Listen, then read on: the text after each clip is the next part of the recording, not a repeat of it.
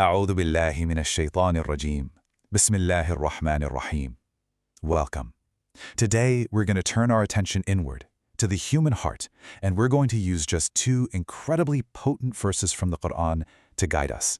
Together, we're going to explore the tyrant that can, and sometimes does, live within each and every one of us. You see, the story we're diving into is an ancient one, the story of Pharaoh, or as he's known in the Quran, Fir'aun.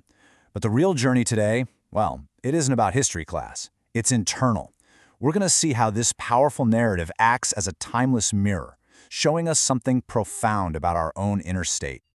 Here they are. These are the two verses from Surah Al-Qamar that are at the very heart of our reflection today. So simple, but wow, are they packed with meaning.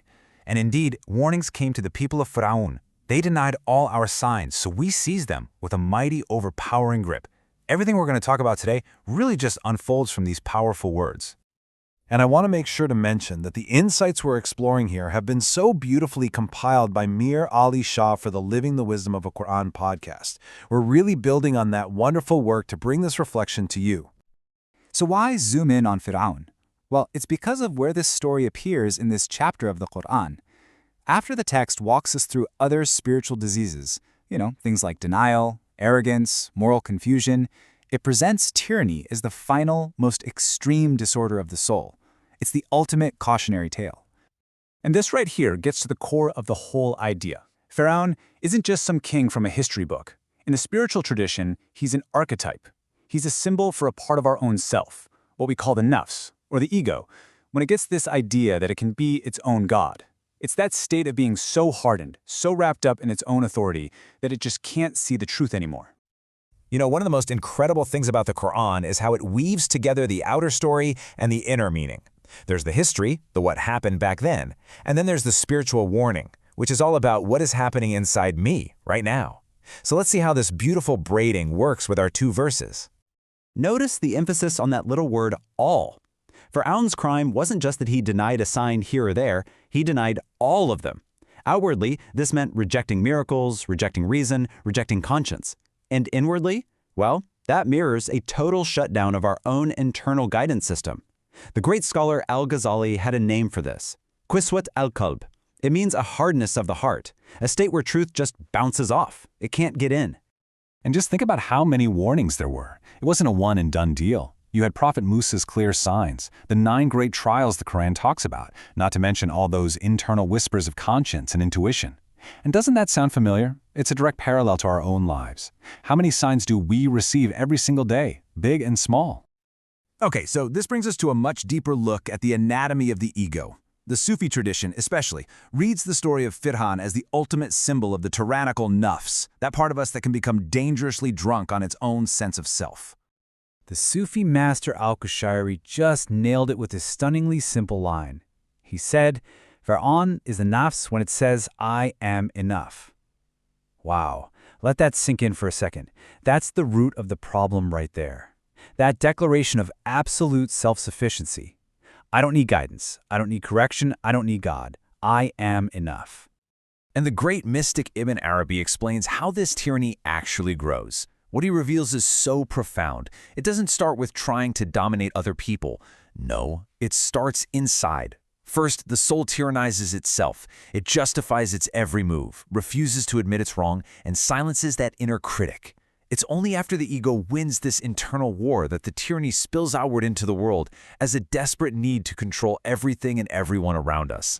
So what happens when this ego tyranny goes completely unchecked? The verse tells us, we seized them with a mighty, overpowering grip. But what does that grip really mean for us on a spiritual level? It's not just about punishment. It's actually about the end of a very powerful illusion. Outwardly, sure, the mighty grip is the historical collapse that sooner or later awaits every tyrant. But inwardly, for someone on a spiritual path, this moment is something else entirely. It's the moment the false self, our inner Pharaoh, finally shatters. Now, it might feel like a crisis, but in reality, it's a moment of incredible grace. It's a liberation from the prison we've built for ourselves. And there's even this fascinating layer from the mystical sciences. Using the Abjad numerical system, the letters in Pharaoh's name add up and eventually reduce to the number 1. This is seen as a beautiful symbol of the ego's great illusion, its false claim to be the one, the true center of all existence. And what is absolutely incredible is how this ancient spiritual wisdom is being echoed by modern science. Neuroscience is now showing us that unchecked power literally changes our brain. It weakens our empathy circuits. It creates a kind of moral blindness. The Quran's portrait of Pharaoh isn't just a story. It's a psychologically perfect description of a real, timeless human condition. So after exploring all of this, the real work begins. The whole point is to turn that mirror inward. These verses aren't really about a king who lived thousands of years ago. They are about the Pharaoh that can rise up inside each of us. So let's just take a quiet moment to reflect with a few questions. Let's just ask ourselves, honestly and gently, where in my life do I insist on being right, even when all the signs are telling me I might be wrong? Where do I find myself silencing my own conscience, maybe because what it's saying just challenges my comfort zone? Where am I trying to control every outcome instead of learning how to surrender to a wisdom that's so much greater than my own? And finally, where has my heart grown a little hard?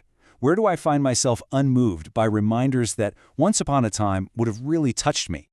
And maybe this is the most beautiful takeaway of all. That mighty grip we read about is not something for the spiritual seeker to fear.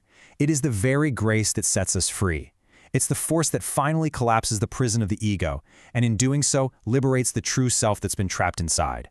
So let's end, not with another summary, but with this beautiful prayer, this intimate supplication. Let's just hold it together in our hearts for a moment. O Allah, rescue me from the Pharaoh within. Soften my heart before it hardens. Let me hear your warnings, see your signs, and surrender to your truth before the grip of consequence reaches me. Amen. Thank you for sharing in this reflection.